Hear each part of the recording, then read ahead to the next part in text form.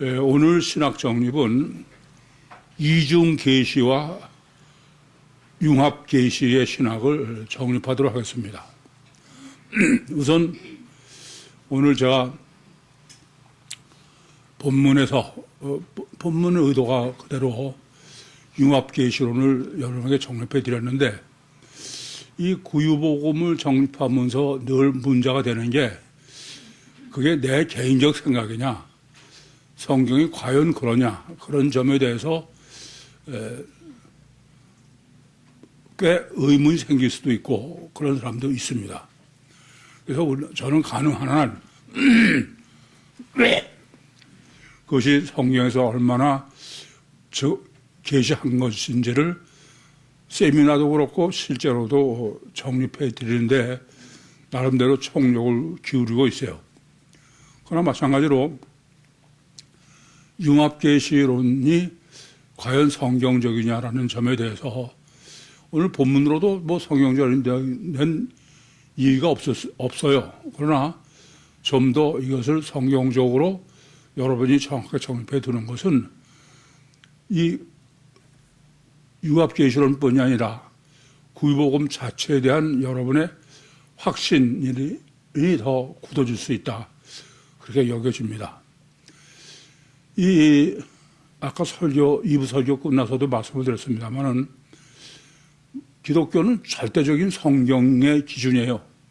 그런데 이 이중계시론으로 성경을 제시하는 게 융합계시론보다 훨씬 성경적으로 보여요. 그래서 그 점이 어려운 거예요. 여러분들이 그런 논쟁에 빠져들지 말아야 돼요. 그건 그렇게 쉽게 할 수 있는 얘기가 아닙니다. 아까도 간단하게 말씀드렸습니다만은, 이중계시론은 문자대로 들이대면은 그건 그게 가장 더 맞는 얘기야. 아까도 아니 뱀이지 왜 뱀이 사탄이냐? 그럼 뱀이 사탄이라고 해석하는 것을 제시해주고 하려면은 한참 걸리는 문제예요. 근데 성경이 1.1획도 오류가 없는 하나님의 말씀 아니냐? 그럼 뱀은 뱀이지 왜 뱀이 사탄이냐? 그러면 간단하게는 그게 설명이 어려워요.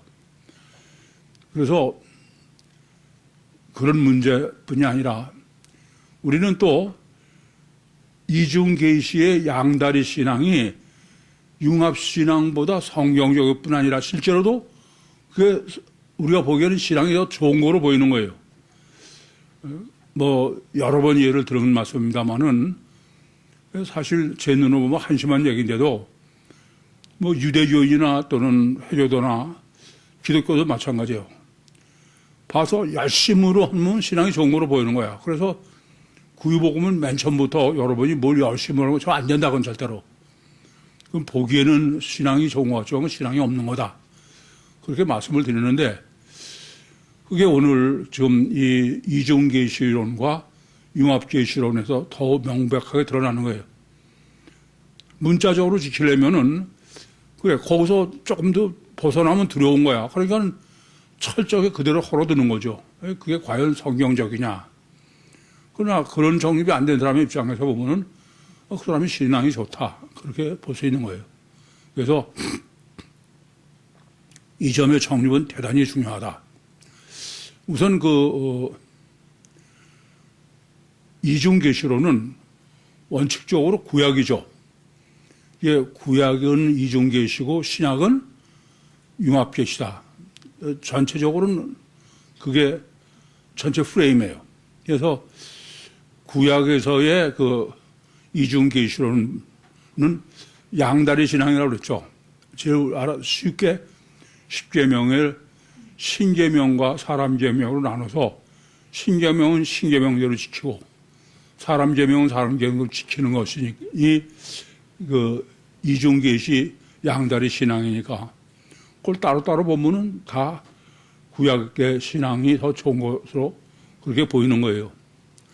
그래서 먼저 구약에서 이중계시론을 바로 해야 신학에 있어서의 융합계시론도 정확하게 볼 수 있어요. 우선 구약에서의 이중계시론과 신학에서의 융합계시론을 한꺼번에 정립할 수 있도록 계시된 게 성경 찾아보겠습니다. 예레미야서 31장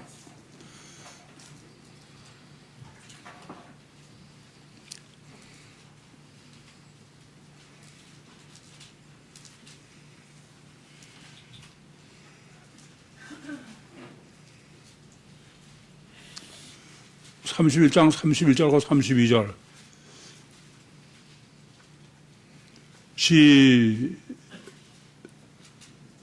시작.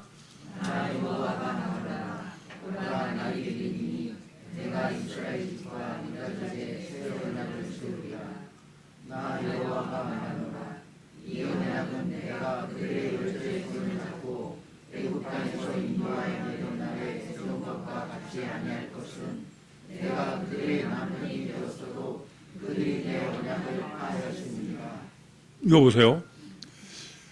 지금 예레미야서 31장 31절과 32절은 내가 너의 열조의 손을 잡고 애국에서 나올 때 세운 언약. 그런데도 너희가 파했다. 근데 뭐가 됐어도? 남편이 됐어도 뭐 다른 사람은 그게 하나도 이상하게 보이지 않아요. 근데 지금 본문의 의도는 남편이 됐다는 것은 사람하고 분리된 상태로 있다는 얘기죠. 그래서 바깥에서 손을 잡고 나왔다 이런 얘기야. 그래서 지금 31장 32절이 구약에서의 이중 계시의 대표예요. 무슨 말씀이냐면은 하나님은 어디에 존재하냐면 내 몸 밖에 존재. 그렇죠? 그러니까 내가 너의 열조의 손을 잡고 애굽에서 나왔다는 거야. 그러니까 신계명과 이스라엘은 별개로 양쪽에 따로 있는 거예요. 아시겠어요? 그러니까 예레미야서 31장 32절이 이중 계시론으로 보일 수 있어야 돼. 보입니까?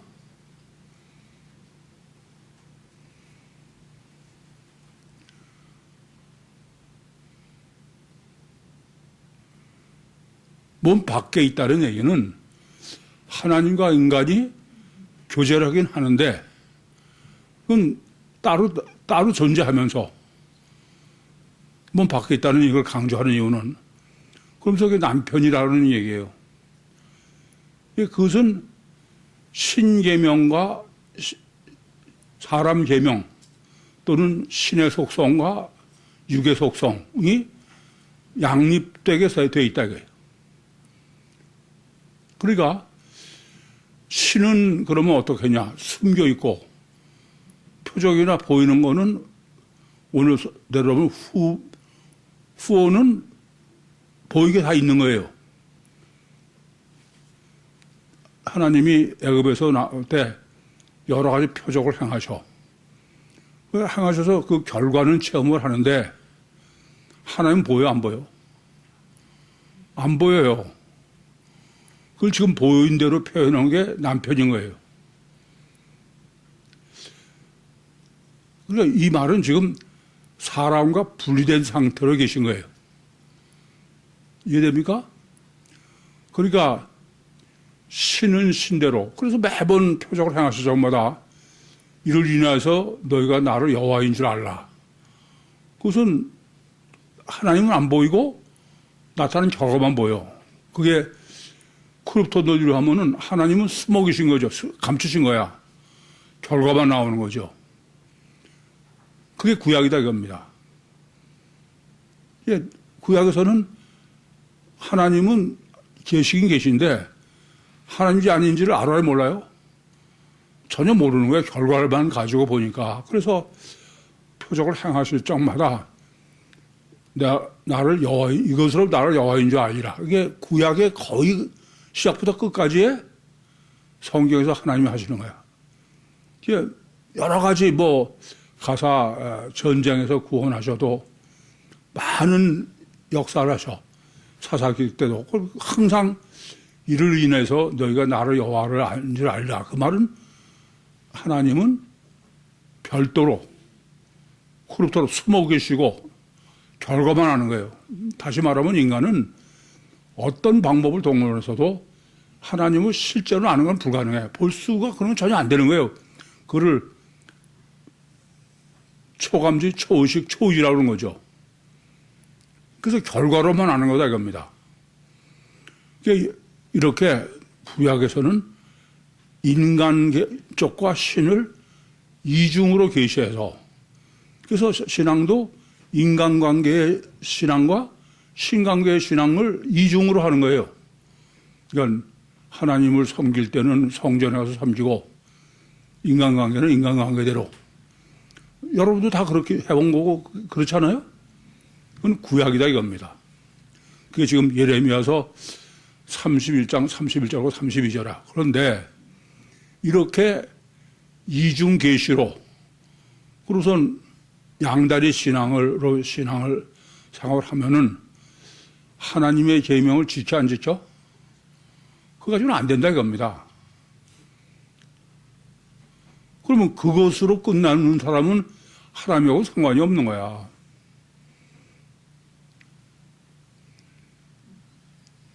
이해되죠? 그래서 첫째, 여러분이 오늘 이제 정립해서 아셔야 될 것은 구약을 자꾸 구약은 율법적이다 뭐 이렇게만 얘기를 하는데 이제 우리는 구체적이 돼야 돼. 구약은 이중 계시요 양다리 신앙이다. 그러니까 하나님에 관한 건 하나님에 관한 따로 섬기고 인간관계로 따로 하고 이해되시죠? 무슨 말씀인지? 그게 율신 종교다 이겁니다. 그래서 오늘 그 본문이 중요한 건 인간을 이렇게 양다리 신앙으로 하나님도 섬기고 인간도 인간관계도 절대다 그래 놓으면 우리가 보기에는 따로 하니까 하나님 관계가 절대인 거로 보이는 거야. 유대인들이 성경을 절대로 여기고 성전을 절대로 여기고 회교도도 코란이 절대고 그렇게 보이는 거예요. 그러면서 사람 관계도 절대로 보이는 거죠. 근데 제가 항상 비교를 해봐요. 그럼 어느 둘 중에 어느 쪽이냐? 그럼 이런 거야. 왜 자꾸 둘 중에 어느 쪽이라고 그러냐? 둘 다 중요하지. 맞아요. 둘 다 중요해. 근데 둘이 겹치면은 그래서 주님의 증거가 놀라운 거야.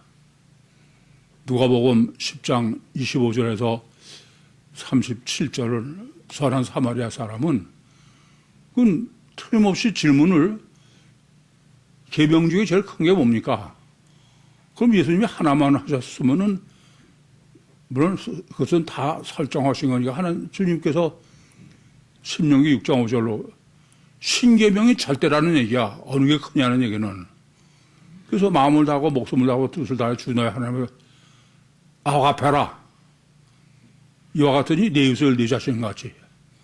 그건 둘째예요. 그래서 제가 분별력을 여러분들에게 정립할 때도 절대 하나가 중요하다.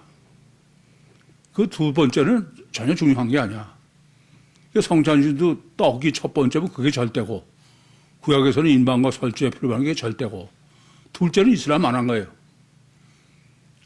이해되시죠? 그러면 주님께서 계명 중에 어느 게 제일 절대입니까? 그러면 하나님 계명이 제일 절대인 거야. 근데 그 율법사는 어느 게 가장 크냐고 질문해 놓고선 주님은 틀림없이 하나님 계명이 더 절대다. 그렇게 말씀하신 거예요. 근데 누가 내 이웃입니까? 그 말은 인간은 따로 했을 때는 하나님이 절대고 인간관계도 절대인데 둘을 같이 놓고 어느 것이 더 절대냐 그러면 인간은 육체선이 얼마나 강하냐면 육체 쪽이다 이거예요. 여러분도 다 마찬가지야. 안 그래요? 육과 영이 겹쳐봐. 어느 게 더 절대야? 예. 아까 제가 설교에서도 저는 제가 생각으로 그런 것 같지는 않아. 근데 어쨌든 저는 내가 실제로 그렇게 하든 안 하든 간에 내가 교회를 갈까 말까 할 때 저는 제일 먼저 그부터 정했어. 그래, 이제부터는 나한테는 하나님 제일주의다. 뭐 그렇게 쭉 살아온 건 아니에요. 그러나 이런 우선순위가 굉장히 중요합니다. 어느 순간, 아니, 어느 게 될 때야. 이렇게 되니까, 지금도 전 마찬가지야. 절대로 늘 겹쳐지고 그러는 거에는 우선순위를 정해놓고 살아.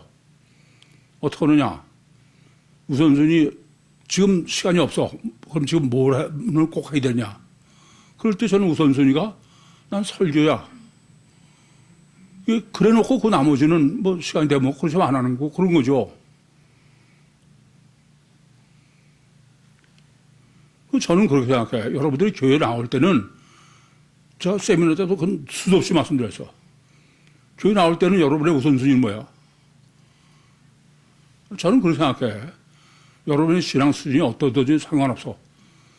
최소도 주일 하루는 오늘은 나에 있어서의 우선순위는 하나님이 우선 일이다. 그래야, 최소한도 그래야 돼요. 안 그래요? 근데 주일날도 보면은 우선순위 하나님 사람 별로 없어. 근데 그런 사람일수록 보면은 하나님을 열심히 믿는 사람이야. 참 한심하다. 저건 반대야. 깊이 생각하셔야 돼. 그런데 이렇게 구약은 그러니까 이중계시의 양다리 신앙이다. 그러면 이제 제일 정립이 쉽죠? 그런데 복음서에서 예수님께서 오병이어의 표적을 행하셨어요. 설교도 하지만. 근데 오병이어의 표적을 행하신 주님이 실제로 정립해 주시는 것은 여전히 이중계시의 이중사역이야. 이중사역의 이중계시예요. 이게 대단히 중요해. 왜 그러냐 하면은 우리는 이미 정립했어요. 예수님의 공생의 사역이 과연 신약이냐 구약이냐. 아시겠어요?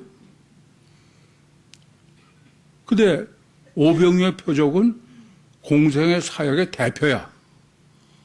그래서 주님이 하신 게 오병이어의 표적을 우리 논리대로 하면 융합으로 정립해 주신 게 아니야. 제자들은 제자대로 따로 보게 하시고, 그리고 무리는 무리대로 결과만 먹게 하고, 그러고선 제자들은 숨겼어, 신학은. 그리고 실제로 사역은 무리들이 한 거예요. 예수 우상. 그러면 신약이야, 구약이야?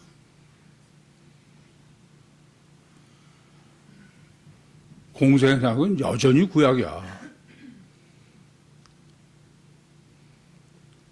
여전히 예수 우상이면은 구약에서 똑같은 것이 단일체로 이해하는 거는 이게 심각한 문제란 말입니다. 그래서 하나님은 실제 그 영적인 거, 오늘 표현대로 심었다는 스페이로는 제자들로 하여금 보고 알게 하고서는 제자들은 그 다음에 사역을 안 하는 거야. 누구만 해?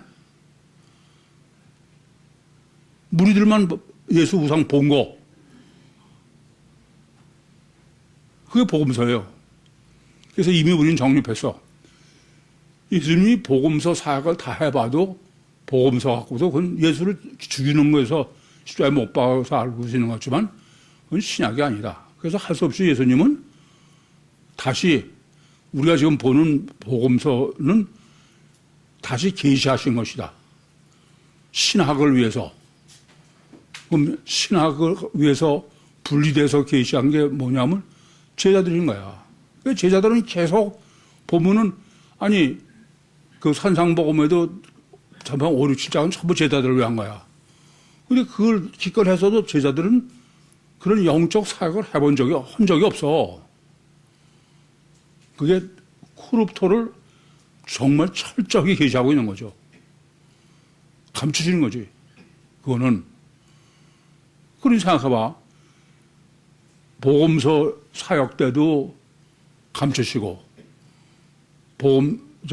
공생의 사역 때도, 복음서 신학에도 지금 또 감춰. 그럼 결과적으로는 이중체 융합은 제자들도 그거 못하고 끝내는 거예요. 추수꾼이 신학을 정립하도록만 하신 거지.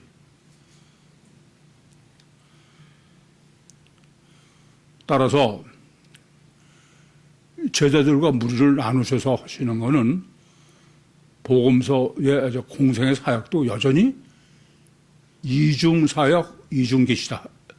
그래서 마태복음 5장 1절과 2절도 무리를 보시고 산에 올라간 것이 제자들이 나왔다. 그 말은 무리와 제자들을 분리하는 이중사역, 이중계시가 목적이다. 그러면 이제 구약에서의 이중계시, 이중사역, 그러니까 구약의 이중계시를 좀 몇 개를 정립할 필요가 있어. 우선은 이중계시는 양다리 신앙이죠. 이중계시로는. 그래 안 그래요? 제일 첫 번째가 뭐부터가요? 6일 창조와 7일 안식일이야. 그건 이중계시죠. 그래 안 그래요? 그러니까 그 이중계시로 천지 창조와 안식일을 신앙은 어때요? 그건 완전히 별개야. 그래서 안식일은 안식일대로 굴뚝에 연기도 내지 않고 그러게 안식일 계명인 거고.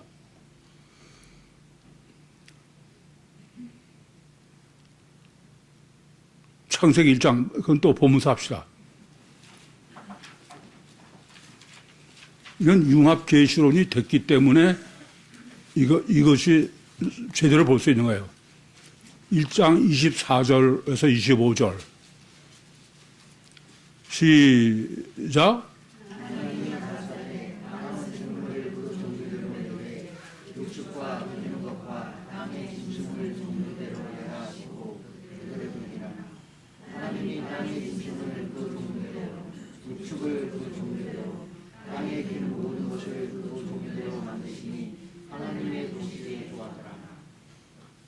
그 다음에 26절부터 27절. 시작. 하나님이 하사되 우리의 형상을 따라 우리의 모양대로 우리가 사람을 만들고 그로 바다의 고기와 공중의 새와 육축과 온 땅과 땅에 기는 모든 것을 다스리게 하자 하시고 하나님이 자기 형상 곧 하나님의 형상대로 사람을 창조하실 때 남자와 여자를 창조하시고. 이거 보세요. 지금 이중계시론과 융합계시론을 정립하지 않았으면은 지금 이 둘은 하나로 볼 수 없죠. 동물 창조하고 하나님의 형상대로 사람 창조 어떻게 하나로 봐? 안 그래요? 근데 융합계시론으로 성경을 정립하면은 제6일은 사람을 창조하는 날이야.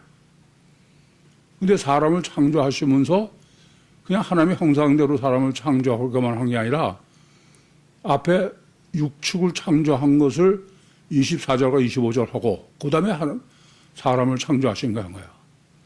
그럼 실제로 그 사람이 무슨 것을 다스리고 그러는 것은 하나님의 형상 때문에 그래. 영적인 요소 때문에. 그렇죠? 그것을 이중계시로 보면은 동물 창조와 사람 창조는 별개예요. 그런데 그렇게 보면은 도대체 그 26절부터 28절에는 사람이라는 단어를 썼지만 육은 없어. 엄밀하게 말하면. 근데 이제 우리가 융합계시론으로 본문을 해석하면은 본문은 사람 창조인데 육체 요소를 동물로, 영적 요소는 하나님의 형상으로 거기까지 볼 수 있어야 된다. 이해되세요? 무슨 말씀인지? 그래서 이것은 사람 창조의 이중계시다.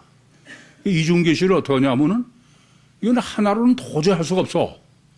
사람 속에 하나님이 들어와 계시다. 그거는 미친 소리지 안 되죠. 그래서 보다시피 전혀 별개로 둘을 지금 계시한 거야. 융합계시는 동물과 사람이 융합돼 이래. 동물도 안의 요소와 사람의 요소가 물리적 결합이 아니라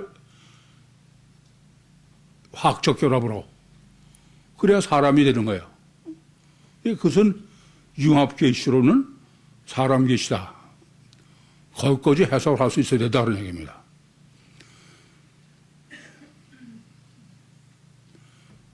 창세기 17장 9절부터 14절.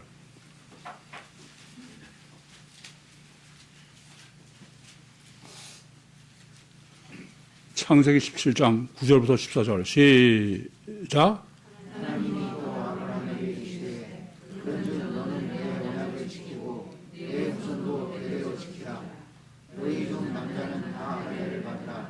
이것이 나와 너희와 너희 두 사이에 지킨 내 언약이니라. 너희는 양피를 베어라. 이것이 나와 너희 사이의 언약의 표징이니라. 대대로 남자는 집에서 난 자나 꼭 너희 자손이 아니요 이방 사람에게서 돈으로 산 자를 고르라고 단지 8일 만에 할례를 받을 것이다. 너희 집에서 난 자든지 너희 돈으로 산 자든지 할례를 받아야 하리니 이에 내 언약이 너희 사이에 있어 영원한 언약이 되려니와 할례를 받지 아니한 남자 곧 그 양피를 베지 아니한 자는 백성 중에서 끊어지리니 그가 내 언약을 배반하였습니다. 여쭤볼게요. 7절부터 14절은 이중계시예요? 이중계시가 아니야?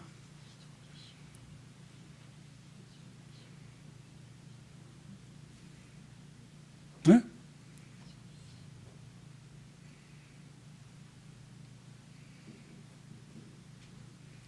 할례 받아야 이거야. 할례 안 받으면은 다 끊긴다 이거야. 내 계명을 지켜라 이거예요.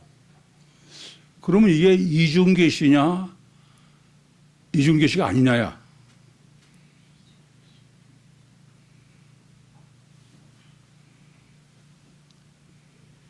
이중계시라고 생각하는 사람 손 들어봐. 왜 이중계시야?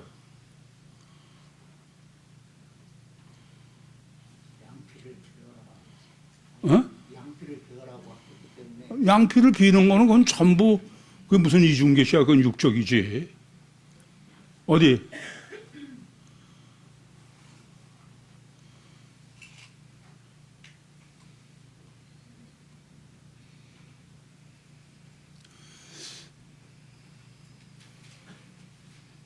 여기 봐요. 여기 봐.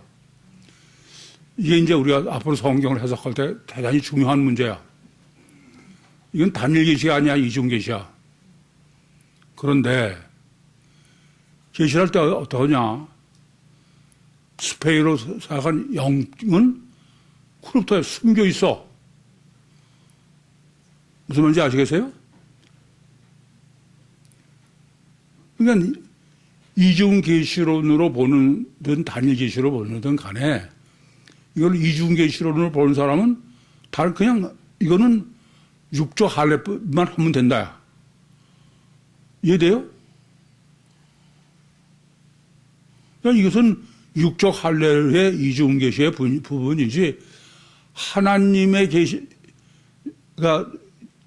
계시는 없다 이거야. 여기는 하나님의 계시 영적 계시는 영적인 건 없다는 얘기지. 아니 이중 계시가 어떤 거예요? 육적 요소, 영적 요소가 있는 게 이중 계시 아닙니까? 그러면 지금 할례는 육적 요소만 있어, 영적 요소도 있어? 에? 육적 요소만 있어요. 그런데 여러분이 앞으로 그게 성경 해석할 때 심각한 문제가 되는 거야. 이것은 하나님의 영적 요소는 감춰져 있는 거야. 이에 대해서 무슨 말, 그러니까 이중계시다 이겁니다. 이중계시인데 겉에 보이는 오늘 본문대로 하면 후어죠. 가시적이고 그거는 보이는데 영적인 스페이로 요소는 감춰져 있는 거야. 없는 게 아니라. 거기까지 이제 읽을 수가 있어야 돼. 아시겠어요? 그렇지 않으면은 하나님의 영적 요소는 전혀 없이 육적인 할례만 받는 것이 전부가 되는 거야. 그래, 안 그래요? 잘 이해가 안 됩니까? 이중 계시에 숨어있는, 감춰놓은 거는 쓸 필요가 없어. 이중 계시 중에서 보이는 것만, 아담 후손한테는 보이는 것만 쓰면 되는 거야. 이게 보이는 것만 쓴 데서 보이는 것이 전부라고 아는 게 문제다 이거야. 하나님은 보이는 거와 안 보이는 영적 계시를 하신 것이지 육적으로 할례만 하면 된다가 아니다 이거야. 그래서 이제 사울왕의 문제가 생겨요. 사울왕은 이 계시를 육적 계시가 전부로 한 거야. 이중 계시가 아니고.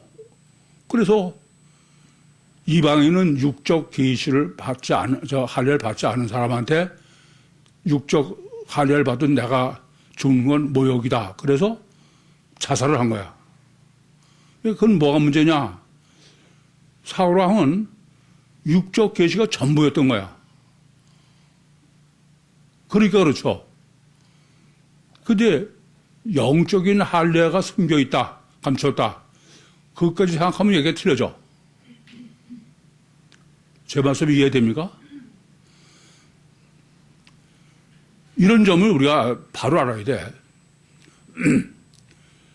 그래서 예수님의 공생의 생애도 이 점을 잘 아셔야 돼. 예수님의 공생의 생애도 보이는 거로만 기록되어 있어. 보이는 거. 아시겠어요? 가서 병을 고친다 그러면 병 고치는 것만 기록되어 있어. 그러니까 예수님의 신유 사역을 보고서는 예수님이 이 땅에 오신 것은 박해주의고 그게 전부니까. 그게 전부인 줄 알고 침례원이 감옥에서 제자들을 보내가지고 오실 그리가 당신이 오니까 예수님께서 신유 사역한 걸 쭉 얘기를 하셔.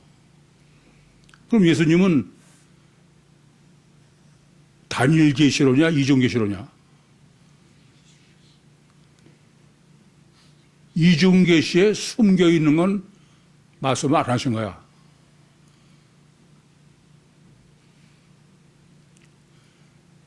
이해가 됩니까? 그래서 성경은 어떤 경우도 아까도 제가 설교에서 그랬어요.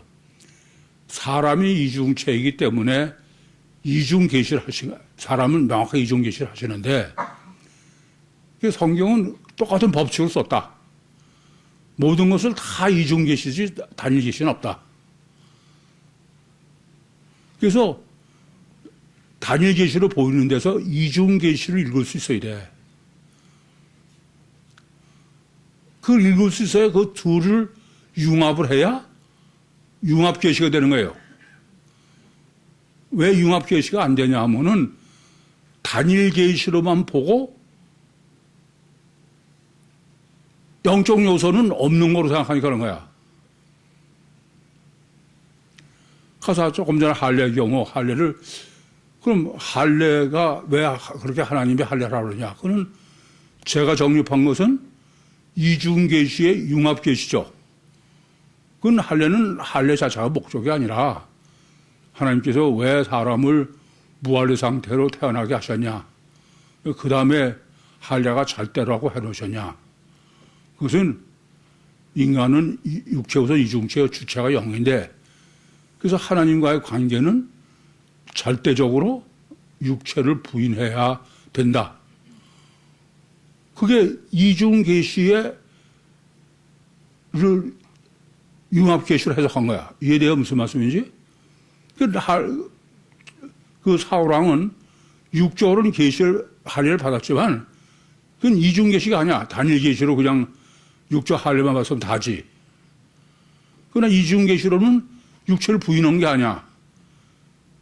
자살은 육이 가장 강한 거예요. 그러니까 그 사람은 이중계시 융합론으로 보면 할례를 안 받은 사람이에요. 이해됩니까? 무슨 말인지? 지금 제가 여러분에게 이중계시론과 융합계시론의 신학을 정립해 드리려고 그러는 것은 이중계시로 명확하게 써 있는 걸 갖다가 이렇게 봐라. 그거는 뭐 별로 어렵지도 않아. 예컨대 십계명에는 신계명과 사람 계명이 다 따로 써 있어. 근데 그러니까 이건 이중계시 아니냐. 맞아요. 그런데 이것을 통합계시로, 통합한 거로 융합계시로 봐라. 그러면, 그렇게 보면 되는구나.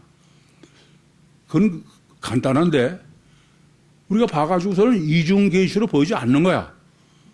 왜냐하면 뭐만 성경을 기록하냐면, 늘 말씀드리지만, 아담 후손이기 때문에, 육도 육으로, 영도 육으로, 이렇게 말씀드렸죠?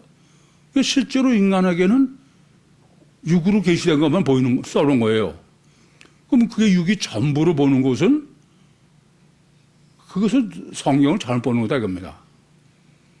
이중계시에 지금 크루프터가 논이 중요한 건 이중계시 중에 영적 요소는 감춰놓은 거야. 그러니까 이중계시에서 융합계시로 내면 첫째는 이중계시를 찾아내야 되고 그리고 그 다음에 그 둘을 융합해서 해석해야 바로 해석하는 거예요.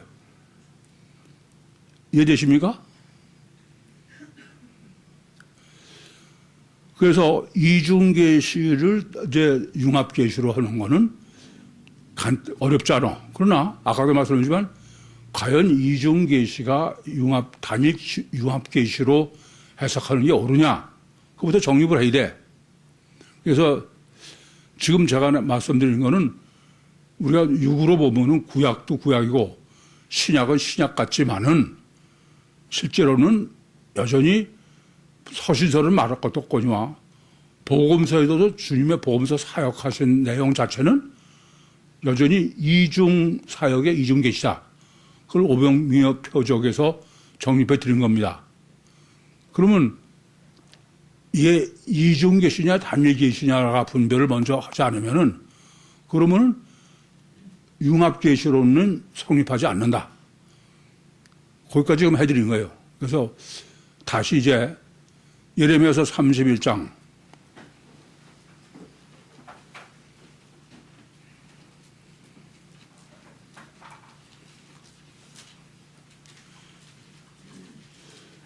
여기 보세요. 우선 여기 보세요. 예수님이 마태복음 5장 17절과 18절에 내가 율법이나 선지자를 폐하러 왔느냐? 완전케 하러 왔다. 그럼 도대체 완전케 하는 게 뭐가 완전케 하는 거냐? 그랬더니 예수님께서 살인하지 말라, 간음하지 말라를 해석해 주셨어.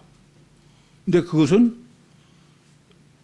살인과 그걸 십계명을 양다리로 하면 안 맞죠, 예수님 해석이. 근데 예수님은 그 양다리가 아니라 융합한 거야. 신계명과 인간계명을. 아시겠어요? 그래서 살인하지 말라는 하나님과 이 땅에서 화목해라. 간음은 스칸달리조다. 이렇게 하신 거예요.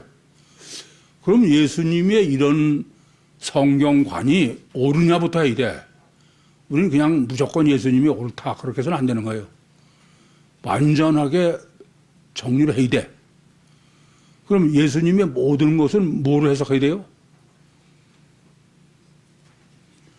구약의 성취여야 돼. 그러면 마태복음 5장 17절과 18절이 과연 구약의 성취냐? 그냥 예수님이 혼자 멋대로 하신 거냐? 그럼 예수님은 우리는 무조건 하나님이라고 그러지. 예수님이 하신 게 구약과 못 쓴다. 그러면 안 되는 거예요. 그건. 예수님 틀렸어. 그건. 먼저 구약에서 계시하고 그것의 성취가 주님이니까.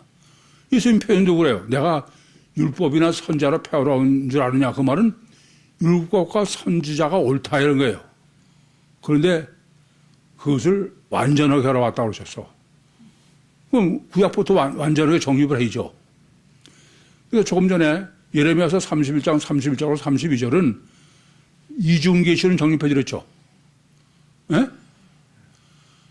조금 전에 예레미야서 31장 31절로 32절은 그 하나님은 남편이고 또 육적 요소에서 둘이 분리된 상태다. 그러니까 이중계시, 이중사역이다. 그러지 않았습니까? 근데도 그렇게 봐야 소용이 없다. 계명을 지키지 못한다 이거야. 34절과 33절, 34절 시작.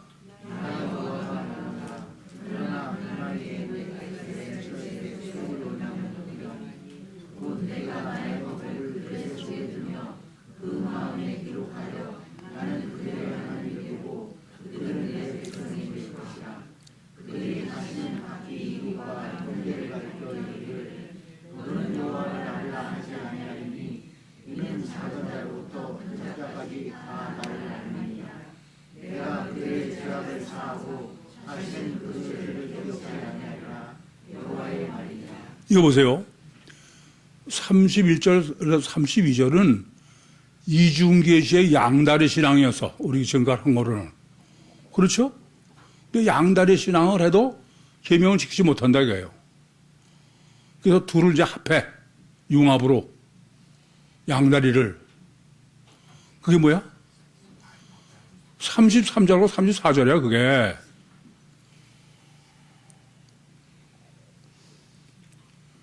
무슨 말인지 아시겠어요?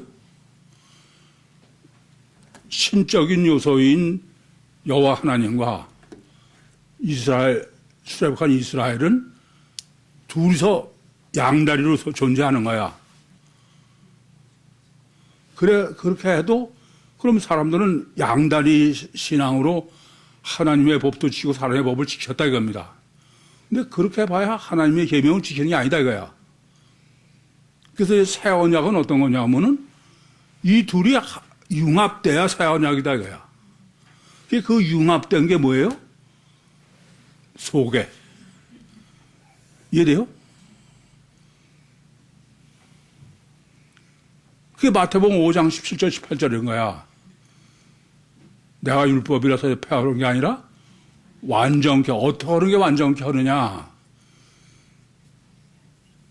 이중계시 양다리 신앙이 둘이 결합돼 가지고 융합계시 외다리 신앙이 돼야 돼. 이해돼요? 그래서 주님이 완벽한 거야. 그런데 회개도는 자기들이 신약이라는 거야. 그 신약이 맞으려면은 예레미야서 31장 31절부터 34절에 모순되면 안 돼. 근데 회개도는 여전히 양다리야. 한쪽에는 코랄, 한쪽에는 칼. 이해되시죠? 이건 틀렸다 이겁니다. 아니, 이건 명확해야 돼.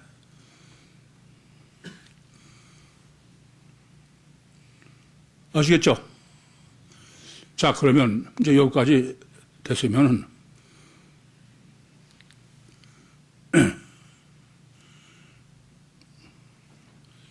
이 융합계시에 있어서의 융합계시를 신약에서 어떻게 해석할 것이냐. 이런 문제가 되는 거예요. 근데 우선 아셔야 될 것은 성경은 어떻게 계시를 하느냐. 뭐로 계시해요? 육으로. 그건 제가 이 말을 하는 거는 왜 그래요? 뭐는 숨겨 있어? 감췄어? 영적 요소는 감춰 있어. 그러니까 여러분이 읽으실 때 그냥 조금 아까 할례를 얘기했지만 할례를 읽으시면서 아, 이건 이제 할례가 다다. 그러면 안 돼.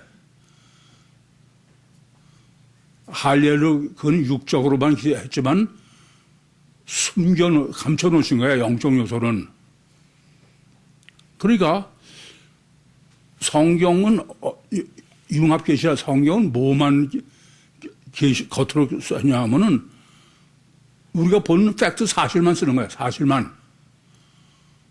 근데 팩트 사실 예수님이 뭐 소경의 눈을 뜨게 하셨다. 그만 그것만 보면은 그거는 구약이야. 이중계시의 한쪽은 계시 안 한 것으로 보는 거죠. 이해돼요? 근데 그 팩트를 보고서 영적 요소 부분은 감추셨다고 봐야 돼. 그렇게 읽을 수 있어야 이제 성경을 바로 보는 거예요. 조금 아까 할례로 여러분에게 정립해 드렸듯이. 그러면 성경 해석이 틀려지죠. 이게 다른 사람이 성경 해석하고 제가 성경 보험사 해석이 틀린 거예요, 그게.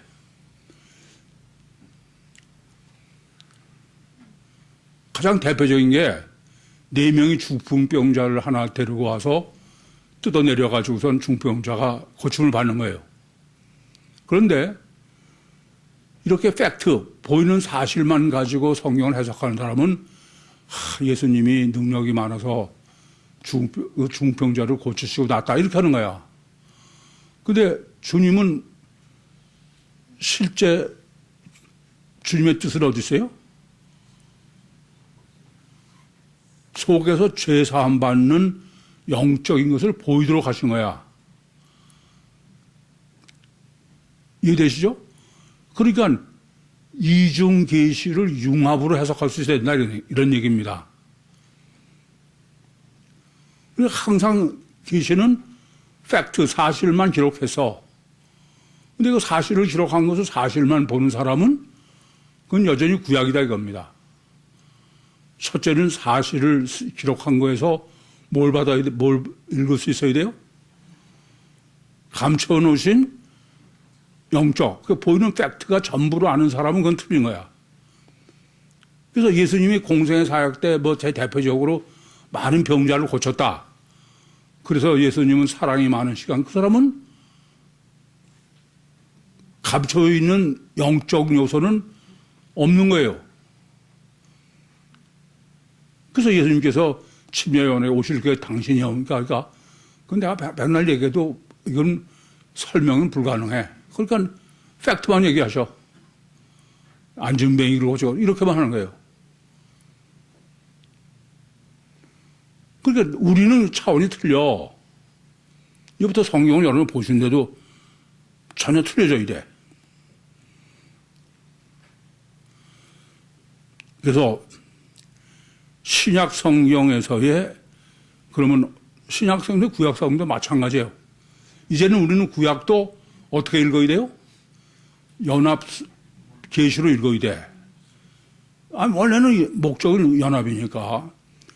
그러면 연합 계시에서 숨어 감춰 놓으신 것을 읽어야 돼. 첫째는 그렇죠? 그래야 이제 그 다음에는 융합 계시의 신학으로 우리는 성경을 보고 해석할 수 있어. 그러면 어떻게 해야 팩트, 사실 사건 자체 이런 거를 기록하는, 예컨대 지금 아까 얘기한 할례라든지 중병자가 고침을 받고 뭐 들고 갔다든지 성경 눈을 떴다든지 이런 걸 그걸 보고 어떻게 그 감춰 있는 영적인 스페이로 영적인 숨어 놓으신 거 그걸 어떻게 찾냐 이거야. 왜냐하면 그걸 찾지 못하면 그 법은 보나마나요. 왜냐하면 제가 이렇게 말씀드렸어. 하나님은 어떤 것도 하나님의 이유도 목적도 없이 하시는 일은 없어. 아시겠어요?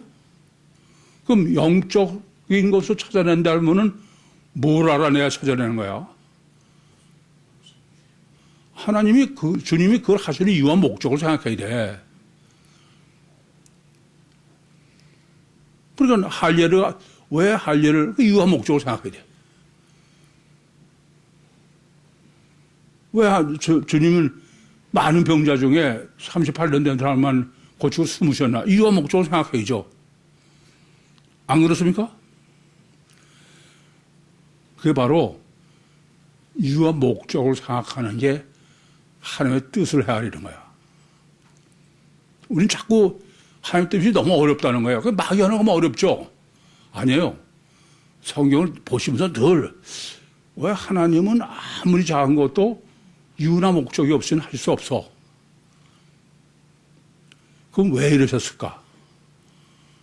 제가 할례를 융합신학으로 정립할 수 있었는 것도 왜 하나님은 애초부터 한례 상태로 하지 않고 무한례를 했었을까?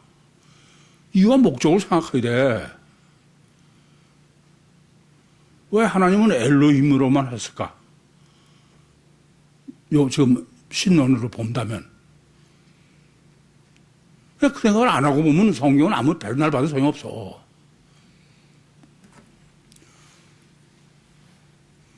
그 팩트, 사실, 사건, 사체만 기록한 것으로 다라고 생각하는 사람은 그 사람은 성경 볼 자격 없어. 항상 이유와 목적을, 그게 하나님의 뜻이야. 그 하나님의 뜻을 모르고 하나님과 어떻게 화목해? 이건 어렵지 않아요. 우린 자꾸 내가 하나님 보고 어렵다고 해. 아니야. 하나님은 이유와, 분명한 이유, 목적 없이 절대 하실 수가 없어. 안 하시는 게 아니라 할 수가 없어. 따라서 여러분들이 늘 하나님이 왜 이렇게 하셨나? 이유와 목적을 생각해. 그럼 하나님과 화목할 수 있는 거예요, 그게 다.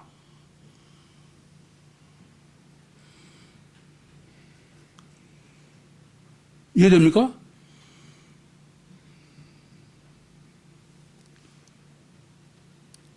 그래서 융합성경관이라는 얘기는 첫째, 이중계시론부터 정확해야 돼. 그래 안 그래요? 아까도 할례를 이중계시론을 먼저 봐야 돼. 그러면 뭐가 생략되어 있는 거야? 영적 요소는, 그래서 성경이 그거는 아주 태초부터 백날 얘기해봐야 소용없어. 그거 감춰놓으셨다 이거야. 근데 그 감춰놓은 걸 어떻게 하느냐? 그건 그 이유와 목적을 생각하는 게 감춰놓는 것을 읽는 유일한 방법이에요. 알았습니까? 여러분 자녀를 키울 때도 보이 넘어가시면 안 돼. 왜 저럴까? 이유와 목적이 뭘까? 저도 그런 생각을 하면서 볼 수 있어야 돼. 그냥 보이는 게 다라 그냥 상담 와도 그냥 엄마도 상담 오는 게 질이 틀려. 어떤 사람이 문제냐? 맨날 첫째는 문제가 없이 와. 아무 문제 없이 그럼 왜 왔는지 모를 정도야. 두 번째는 문제가 있다는 게 보이는 것만 가지고 와. 근데 세 번째는 보이는 걸 가지고 자기가 읽는 거, 지금 이렇게 보는 것, 그 문제까지 가져와. 그러면 이제 거기서부터는 가능한 거야. 그 모든 것의 공통이지 어느 하나에만 적용되는 게 아니에요. 그럼 이제 우리는 다른 사람과 달리 우리만이 융합 계시론으로 성경을 해석해야 돼. 그러라고 우리를 하나님이 지금 골라놓으신 거야. 그럼 우선 뭐부터 해야 되냐 하면은 뭐부터 해야 돼요? 어떤 것도 하나님은 이중 계시가 아닌 게 없어요. 근데 이중 계시를 보이게 했느냐? 한쪽을 감추셨느냐지. 십계명 같은 것은 이중 계시를 다 보이게 하신 거야. 그렇죠? 감춘 게 아니야. 칠청조도 이중 계시를 다 보이게 하신 거야. 그거를 융합 계시로 해석을 하는 문제다 이거예요. 이해되시죠? 또 여섯 청조도 이중 계시를 다 해놓으셔서 그건 우리가 융합으로 해석하느냐 문제야. 근데 이런 거는 얼마 안 돼. 거의 모든 것은 하나님이 틀림없이 이중 계시를 하시는데 실제로 겉으로 제시한 거는 팩트마냐, 변화태, 그리고 진짜 영적 요소, 그거는 다 감춰놓으신 거야.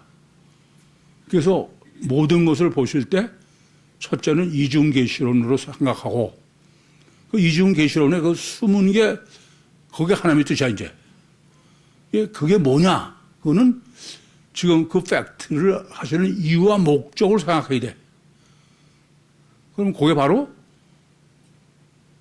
이중계시에 감춰 있는 거고 그 둘을 합해서 해석하면 융합 계시론이 되는 거야.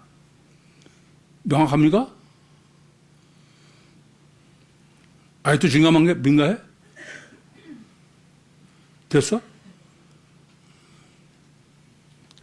이제 그러고 여러분 생각해봐. 내 생명 운동은 뭐예요?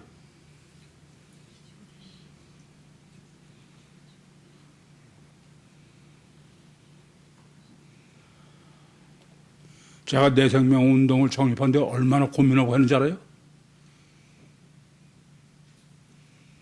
이중 계시의 융합 운동이야.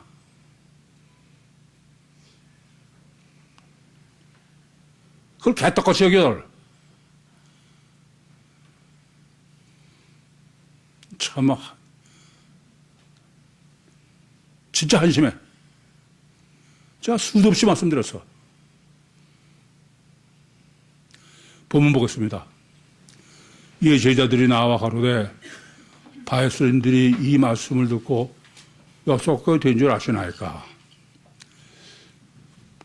이건 지금 그래서 스칸달리조다. 이게 뭐냐면 유신 종교가 왜 스칸달리조냐? 하나님과 왜 원수냐? 왜 지옥 가느냐? 부정적인 거로 정립한 거죠. 왜 그래요? 소경들이라. 답이 아주 명확해. 안 그래, 그래요? 그래서 주님께서 그것을 신학적으로 정립하기 위해서 주께서 대답하여 가라사대 심은 것마다 내 천부께서 심으시지 않은 것은 뽑힐 것이니라. 이건 가라지를 딱 연상시키게 한 거예요. 마태복음 13장에. 근데 심는 거를 예수님이 직접 심는 걸 말씀하시려면 스페이로를 해야 돼. 근데 본문은 스페이로를 하지 않고 후어를 했다. 스페이로는 심는 건 하나님만 심는 거예요. 영적 요소죠. 스페이로는 자라는 거야. 성수가 변하는 거야. 그것도 하나님의 방법대로 변해야 된다는 얘기예요. 이해되십니까? 무슨 말씀인지? 그래서 본문의 목적은 이중 계시의 성경관을 정립해 주시는 거야. 참 놀라워. 그래서 후어를 2번씩 쓴 거예요. 스페이로는 한 번도 안 썼지만은. 그냥 두어라. 저희는 소경이래요. 소경을 인도하는 자로다. 만일 소경이 소경을 인도하면 둘이 다 구덩이에 빠지리라. 이건 전부 팩트로 말씀하셨죠? 그렇죠? 그래서 소경은 뭐가 소경이에요? 영적 소경이야. 그렇죠? 그러니까 원죄를 원죄로 보지 못하는 사람은 원죄의 소경들이나 인도자 소경이나 똑같다 이거예요. 그런데 이게 성경관이라는 걸 먼저 정립해야 이 인도자 소경을 명확하게 정립할 수 있는 거야. 근데 이중계시의 성경관을 정립하지 않으면은 그러면 소경의 인도자는 누구라고 구체적으로 말할 수가 없어요. 근데 그건 명확하죠. 이중계신 양다리 신앙은 절대로 인도자일 수가 없어. 그 반대니까 융합 계시의 외다리 신앙.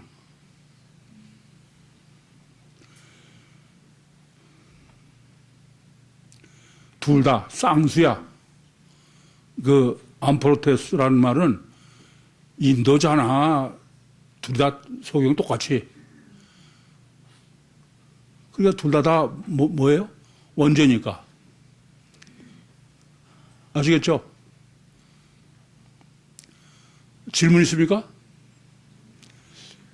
오늘은 이 성경관 정립은 구유복음에서 이건 절대야.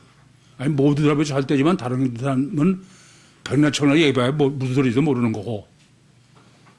됐습니까?